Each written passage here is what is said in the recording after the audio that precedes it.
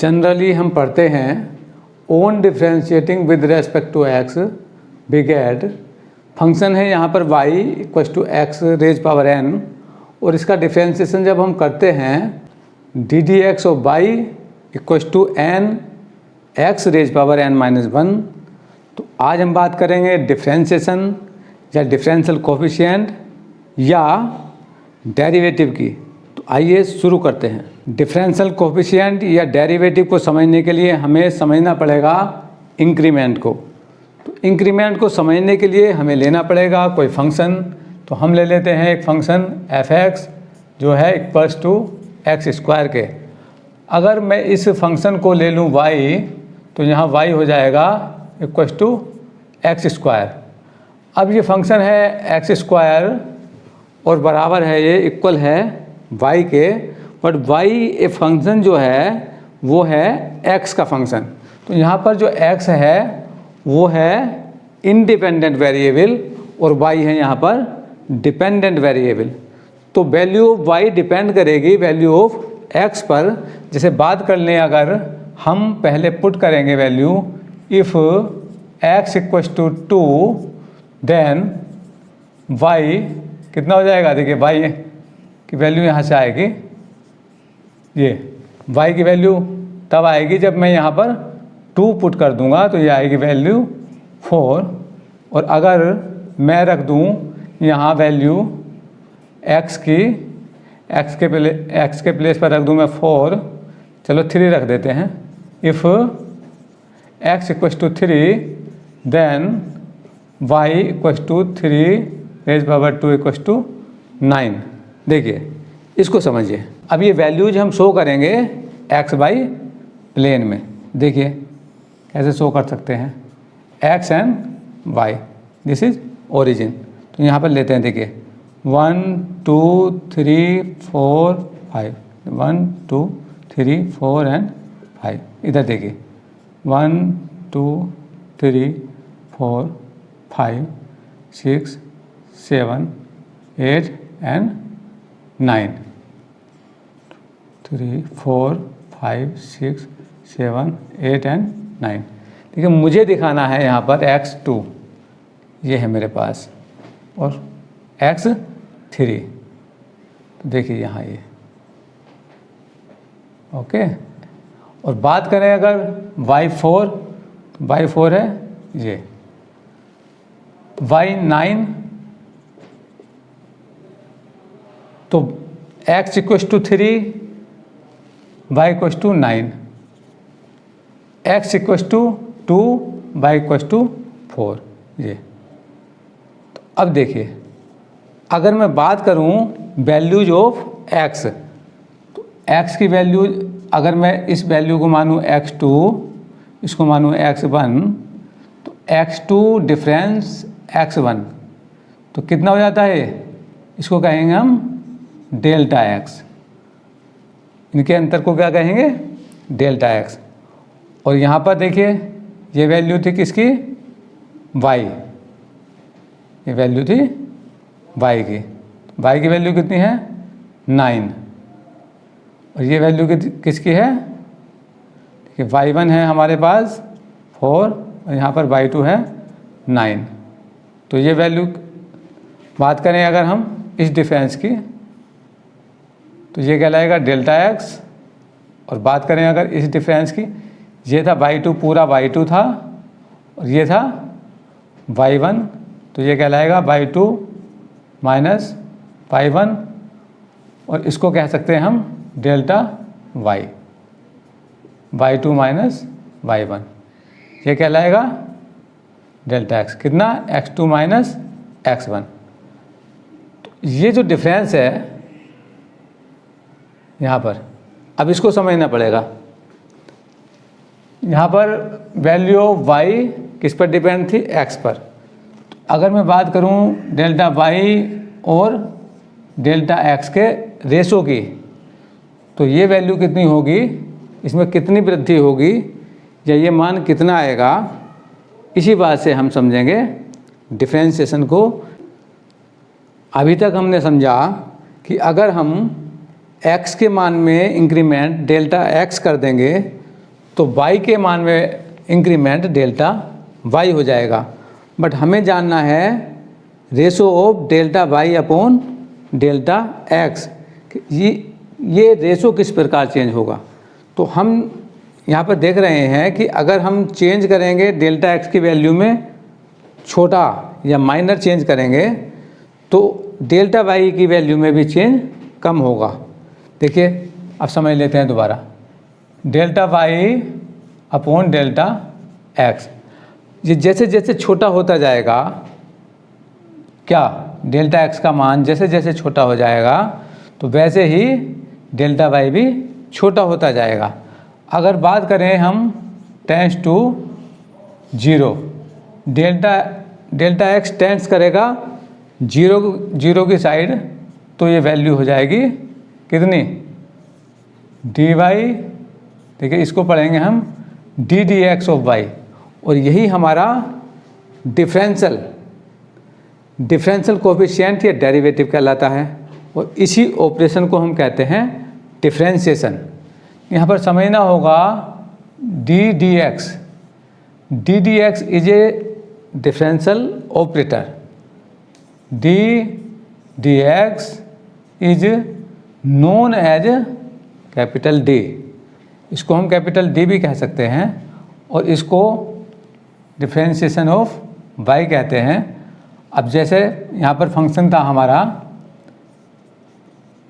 y, तो इसको हम ऐसे भी कह सकते हैं d d x of y, इधर आ जाएगा हमारा D d x of y, इसी को हम कहते हैं डिफरेंशियल कोफिशिएंट, डेरिवेटिव या डिफरेंशिएशन।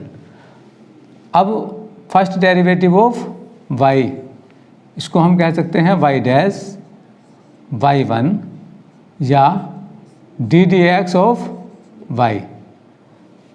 दूसरा हम इसको कह सकते हैं F x dash f1x D d x of F x.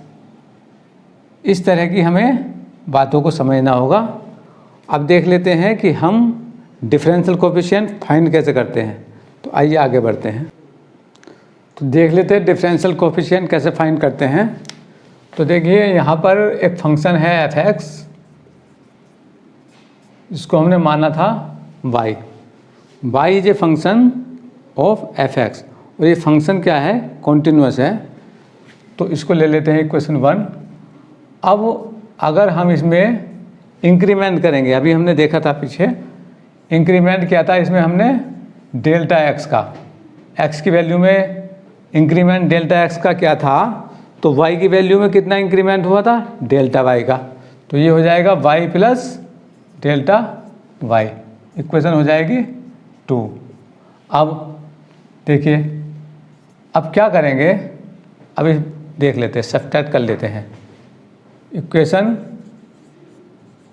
2 minus equation 1, देखिए y plus delta y minus y, इससे सब्ट्रैक्ट किया ये, तो यहाँ हो जाएगा f x delta x minus f x.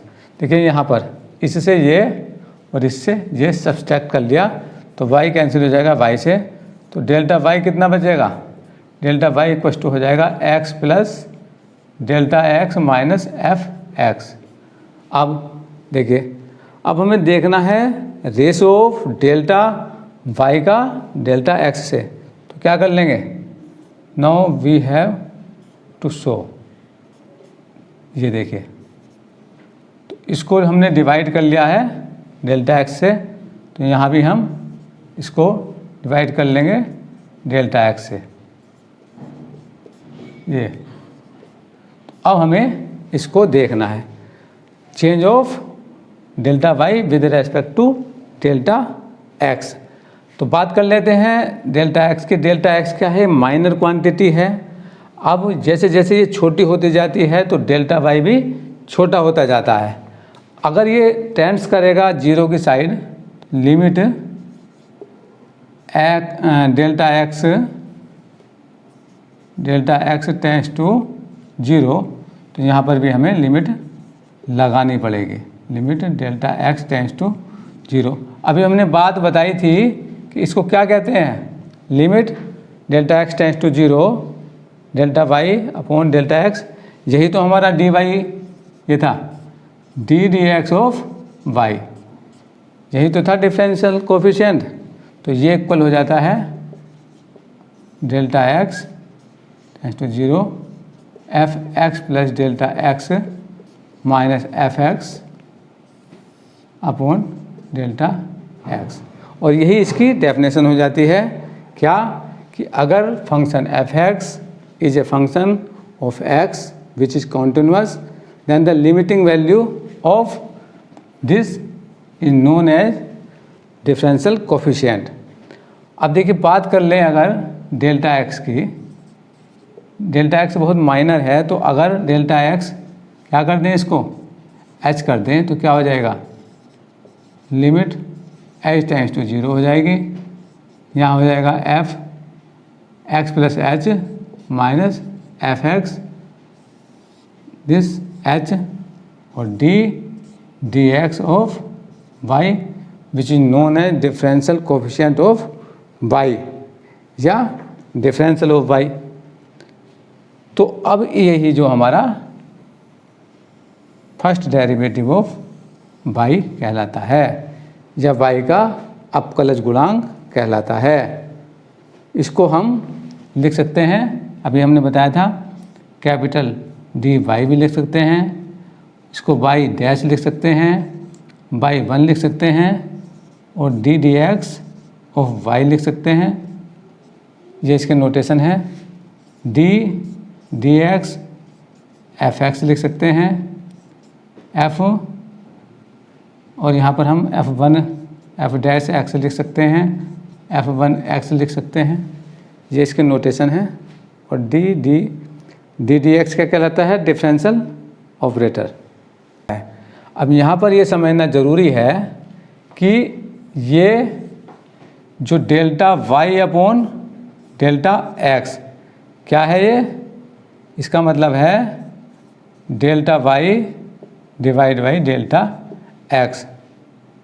But यहाँ ये जो है this is not d y divide by d x, ये नहीं है, बट ये क्या है, ये है d d x of y.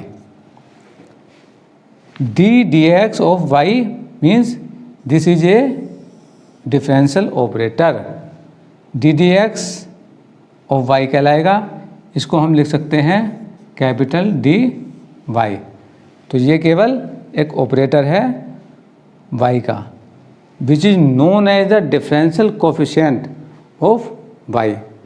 Okay, यही हमारा क्या था, डिफरेंशियल कोफिशिएंट था या फर्स्ट डेरिवेटिव ऑफ वाई को फाइंड करने का मेथड था। तो ये आपने समझ लिया होगा।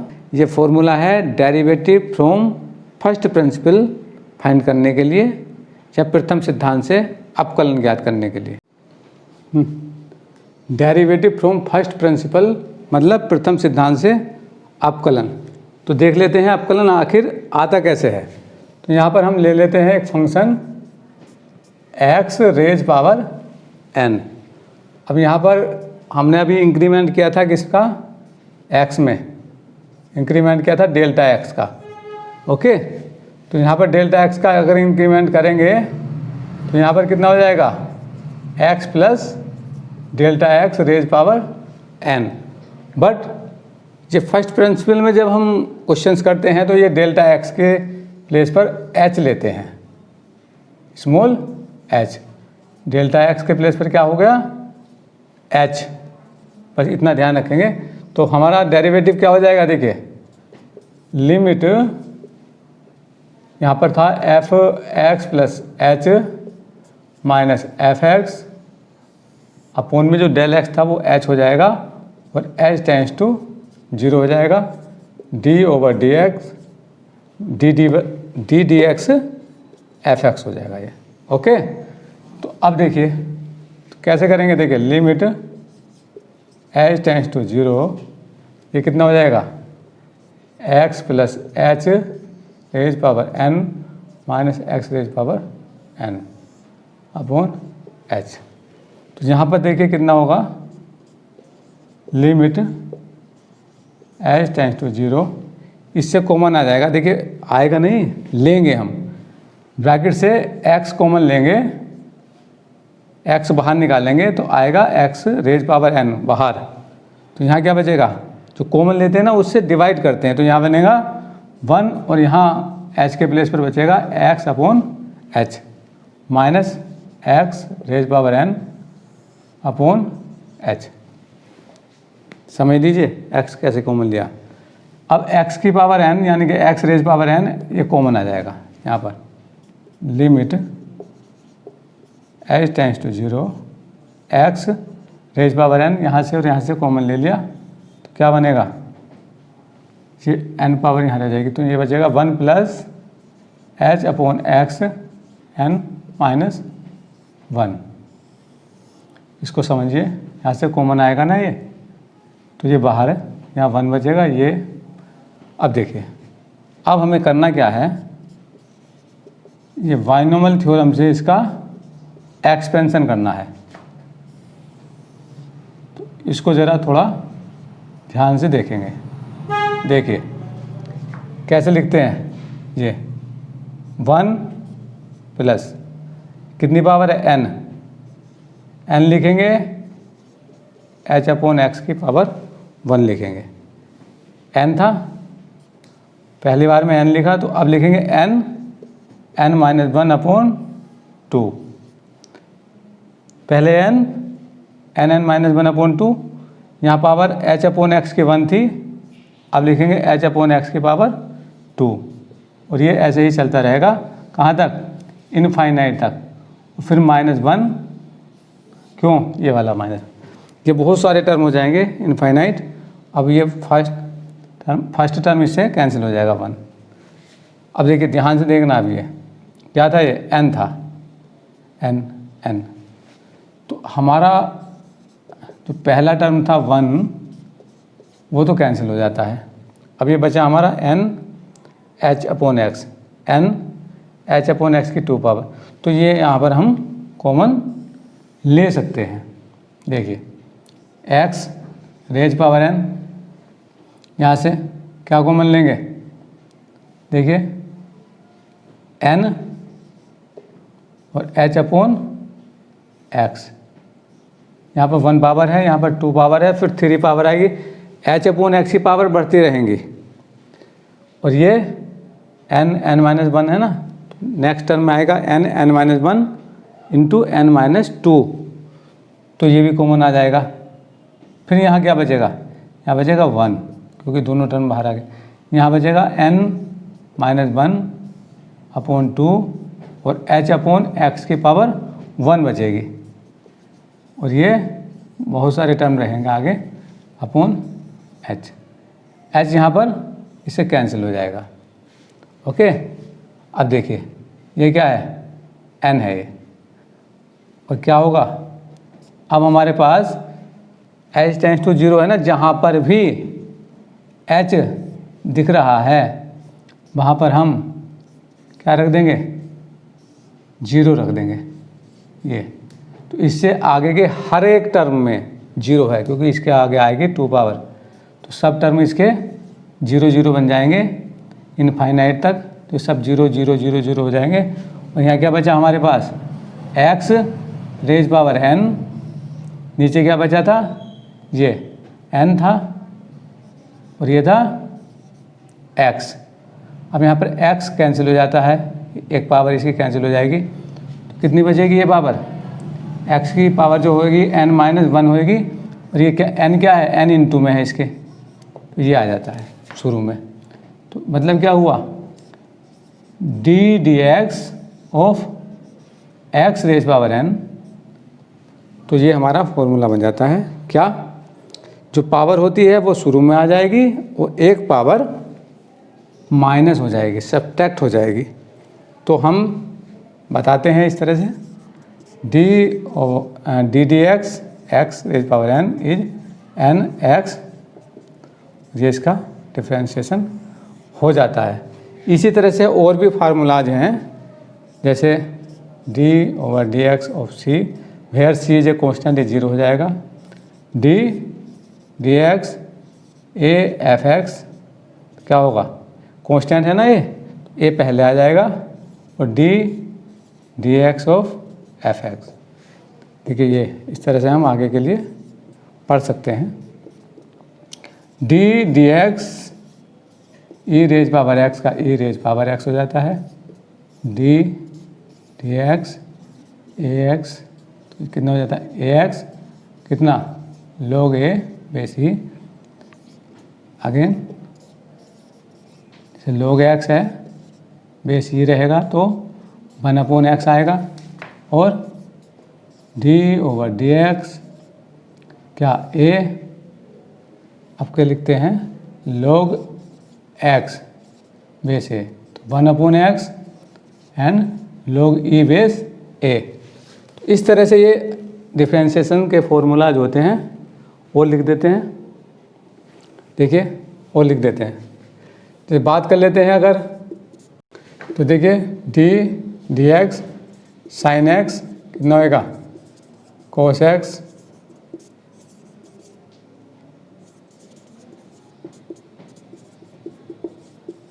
Minus sin x, tan x की बात करें अगर तो sec² x d/dx cot x कितना minus cosec² x d/dx sec x कितना sec x tan x d/dx cosec x कितना minus cosec x cot x। देखिए एक बात दिख रही है यहाँ पर, जो जिनका डिफ्रेंशिएशन सी से शुरू होता है, जैसे कोसेक है, कोट है और कोस है, तो इनमें देखिए माइनस आए हैं, इनके डिफ्रेंशिएशन में ये माइनस दिख रहे हैं। ध्यान रखना, सी से शुरू होने वाले डिफ्रेंशिएशन क्या होंगे, माइनस के होंगे। अब इसी तरह से बात कर लें अगर हम d/dx साइन इनवर्स की, तो कितना आएगा 1/√। अब यही डिफ्रेंशिएशन अगर हम कोस इनवर्स का कर दें तो यही रहेगा, लेकिन इसमें माइनस आ जाएगा। ओके, तो क्या लिख सकते थे हम इसे, ये कोसेक इनवर्स x है ना, कोसेक इनवर्स x d/dx, यहाँ हम क्या कर दें, यहाँ माइनस लगा दें, इसमें माइनस लगा देंगे तो यहाँ प्लस हो जाएगा। तो ये डिफ्रेंशिएशन लाना है तो इसमें माइनस लगा देंगे। इसी तरह से हमारे और भी होते हैं, किस किस के होते हैं, tan इनवर्स का, ठीक है, tan का देख लेते हैं, d/dx tan इनवर्स x कितना आएगा 1 + x²। अब कोट इनवर्स का भी इतना हो जाएगा, लेकिन माइनस आ जाएगा, तो माइनस कोट इनवर्स का जो करेंगे d/dx माइनस d/dx, तो कितना आएगा, ये कितना आ जाएगा। और फिर आता है किसका, सेक इनवर्स का, सेक इनवर्स x का कितना आएगा 1/x √x² - 1। आप कोसेक स्क्वायर का करेंगे, कोसेक इनवर्स का करेंगे तो कितना अंतर आएगा, माइनस का।